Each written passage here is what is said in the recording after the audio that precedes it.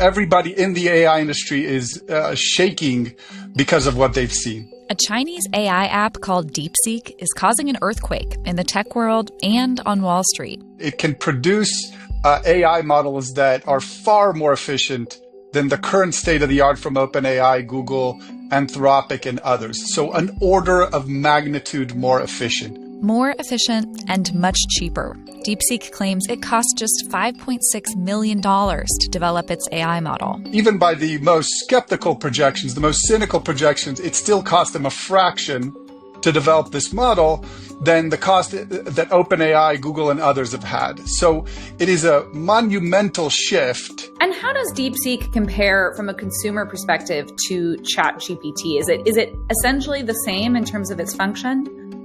Yes, and it's free. So instead of paying OpenAI $20 a month or Google Gemini $20 a month for their advanced models, you can use DeepSeek, get the exact same level of results for free. The answers will be different because these models all have some random element to them. So you'll get different answers, but the experience that we've had over the last few days and that many are having over the last few days is the answers are just as good. But when we prompted the app to tell us more about Tiananmen Square, it said it could not answer. Any software or service that comes out of China is going to be highly restrictive. Again, that's why the actual use of DeepSeek in the App Store or elsewhere directly on a Chinese server, probably not a good idea. Not a good idea for maintaining data privacy. It's at least as bad, if not worse, than TikTok. But that's not what's going on here. What's really going on is that we've had a massive breakthrough in the productivity and efficiency of AI models that's going to be adopted by all the other companies that are developing these frontier AI models. Do you think of this as a turning point in the global AI arms race? Obviously, the U.S. has been putting export restrictions in place, trying to maintain its leadership position. Does it look like that's changed? Absolutely. We thought we had a massive lead over China, and turns out we do not. Clearly, this is the U.S. government is going to have to reconsider how its approach to AI. And big tech will be rethinking its plans as well. They've embarked on these huge plans for massive data center build-outs. They want to turn on 3 Mile Island and build all these nuclear plants and stretch our energy resources to build bigger and bigger models. Turns out they don't need to. They're going to have to pause and rethink all those build-out plans because it may turn out that they are somewhere between wasteful to foolish.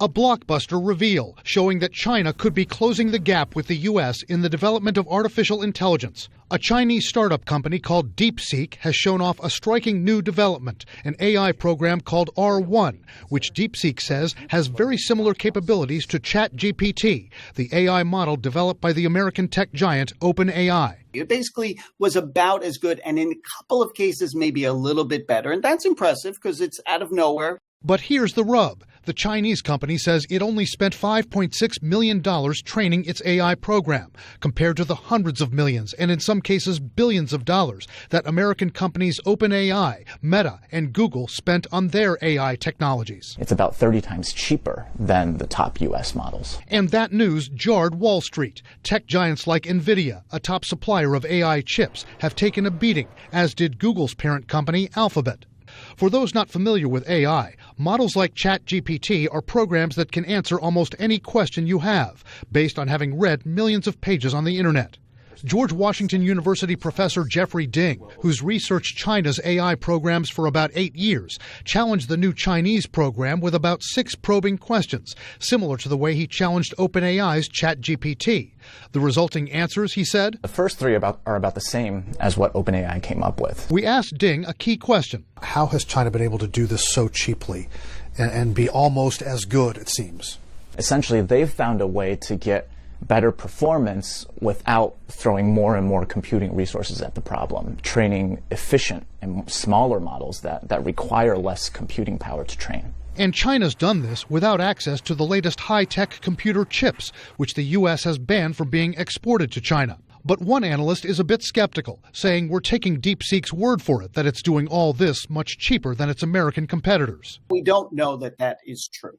We have not verified it yet. We don't know enough details. And Lance Ulanoff says there are things American AI programs can do that DeepSeek's R1 can't. One of the hallmarks of some of the best AIs is that they can do more than just respond to text prompts.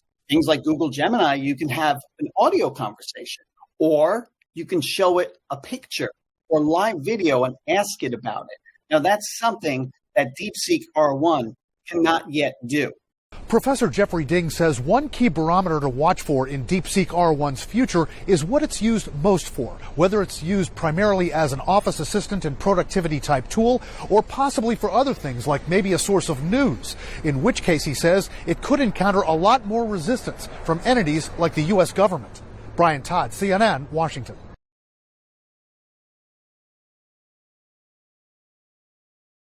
DeepSeek and its AI claim has spooked markets and stunned the world, but is it for real? Now, last week, DeepSeek unveiled a generative AI model called R1. It's much like ChatGPT, except the company said that it can operate at a fraction of the cost. Now, according to DeepSeek, it spent only $5.6 million on computing power for the base model. And compare that with U.S. companies like Meta, like OpenAI or Google that have paid hundreds of millions or billions of dollars on their AI technology. Now, DeepSeek's announcement rattled America's tech sector. The tech-heavy NASDAQ lost more than 3%. Shares at NVIDIA fell nearly 17%. But analysts are questioning DeepSeek's claims. In fact, according to Strategy Risks founder Isaac Stonefish, he says this, quote, "How much did it actually cost DeepSeek to train its model? We won't know that until someone has properly audited its claims and the research paper it released." Meanwhile, we've been learning more about the founder of DeepSeek. Now, Liang Wenfeng recently spoke at a symposium hosted by the Chinese premier, Li Qiang. And according to Chinese state-run media, his lab is based in Zhejiang province. It reportedly has a small team of fewer than 10 people. And Liang believes China must shift. It must shift from imitation to originality to build its own high-tech ecosystem. In fact, this is what he says. He says this, quote, "We often say there's a 1 or 2 year gap between China and the U.S., but the real gap is between originality and imitation. If this doesn't change, China will always be a follower," unquote. Liang adds that China cannot be in a follower position forever. Christy Lustau, CNN, Hong Kong.